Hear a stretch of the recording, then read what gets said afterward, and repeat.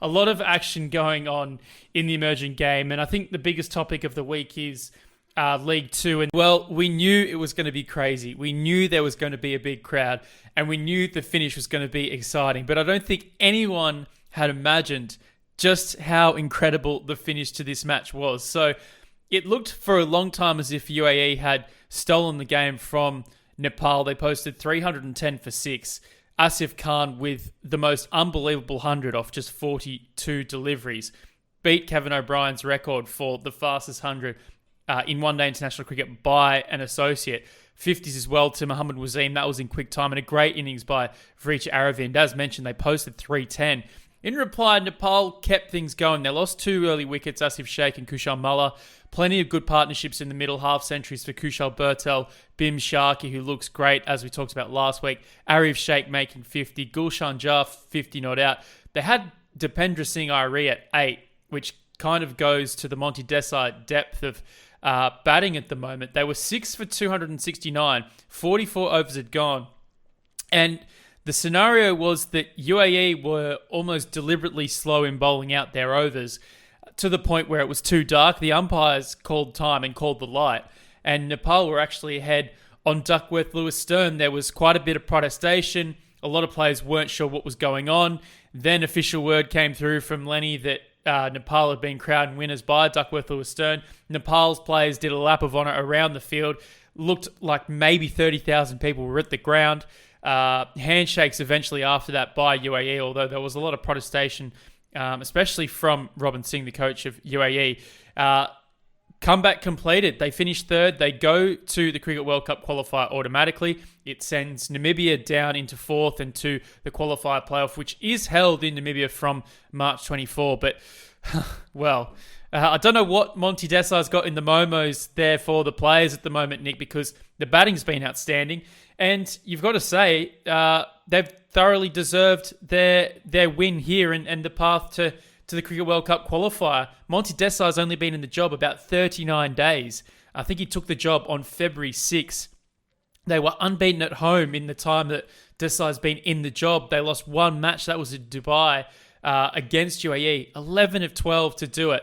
I can't think of a bigger comeback in an associate cricket competition, and granted League Two is the only one of this size, so we haven't really got a sample size, but we haven't seen anything like this in League Two at all. And I can't think of a comeback similar to this in any other associate cricket competition. We've seen single-day comebacks.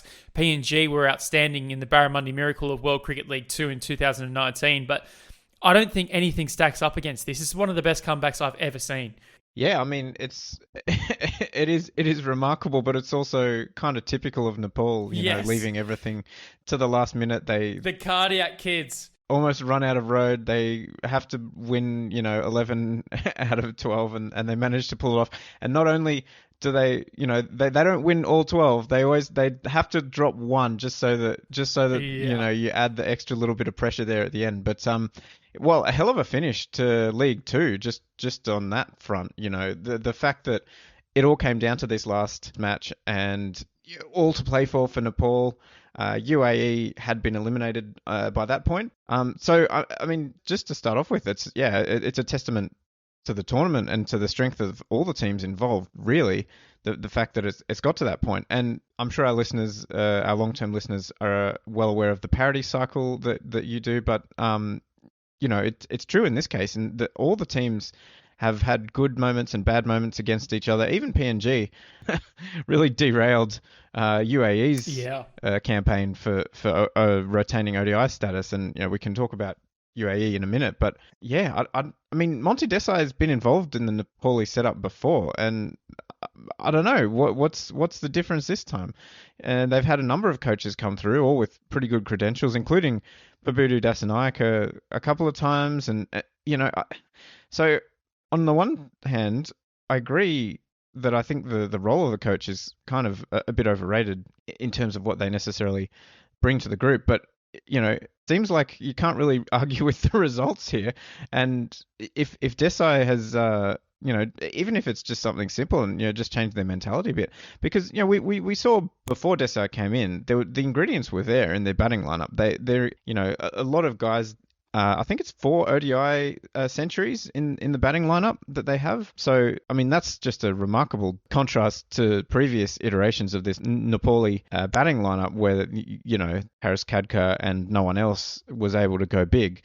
So the fact that they do have guys, a solid sort of 4 or 5, batters who can actually play long innings, and with more coming through, Bim Sharkey as well seems to be emerging.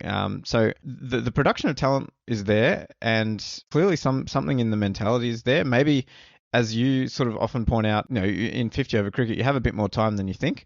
And I mean, that's even true for T20 cricket, and we might get onto some T10 cricket later on with the European stuff. But playing for 50 overs, you do have a lot of time, and being more measured, as you say, I think is an important part of this. And there are guys who are willing to be patient, and if they lose a few quick wickets, they'll stick around. So this batting group looks a lot more reliable, which is a funny thing to say for for Nepal's batting. And yes, they've had some collapses, and yes, they always kind of make you stress about the result, but they do actually have a bit of solidity to that top order, which is kind of the point of difference to Nepali teams in the past.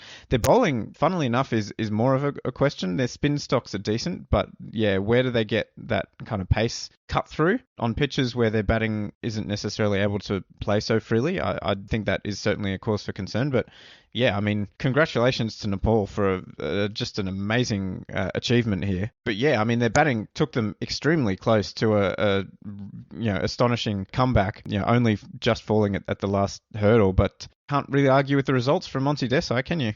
No, you can't. Just to go through the coaching carousel. So since Pubadu Dasanayake stepped down. What, the first time or? The first time. So yeah, when Dasanayake stood down the first time, Jagat Tamada, Umesh Patwal, Tamada again as an interim, Dav Watmore, Dasanayake came back, and then Manoj Prabhakar. All of those guys sort of kind of like Henry VIII and what happened to all of his wives. It's very kind of similar to that, but Nepali cricket.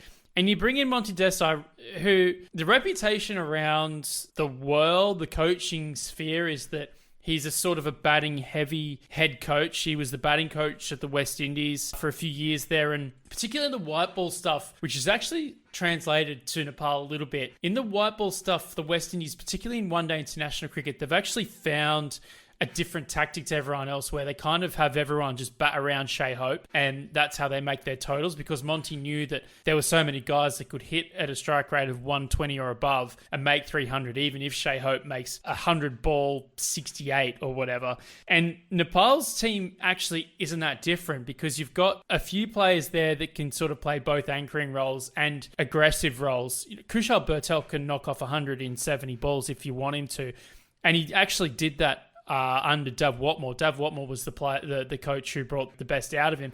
But because there's been such a rotation of coaches, we've seen a rotation of players. I think 30 players have played League 2 cricket in this cycle for Nepal, and there was just no semblance, no continuity. And I think a lot of the Nepali players were actually quite disillusioned by the project and not really knowing where they stood, because there's a few players, and we've mentioned this on shows in previous weeks, a number of these young Nepali players have been dropped once before and have come back into the team, and they've learned the lessons of that, and they've brought that back into their game, and they've become better for it. And it's taken, quite a lot of sunken costs, probably from a Nepali point of view, a number of coaches in and out in the carousel, but they finally found the formula. And again, it's just one incredible comeback. And I think, in fairness, we haven't really been able to see too many competitions like this in the associate game that go for 2 or 3 years, and we have a long cycle where we get this stretch of outcomes and we can say, oh, this is the greatest comeback in competition history. Because in times gone past, we've had the old World Cricket Leagues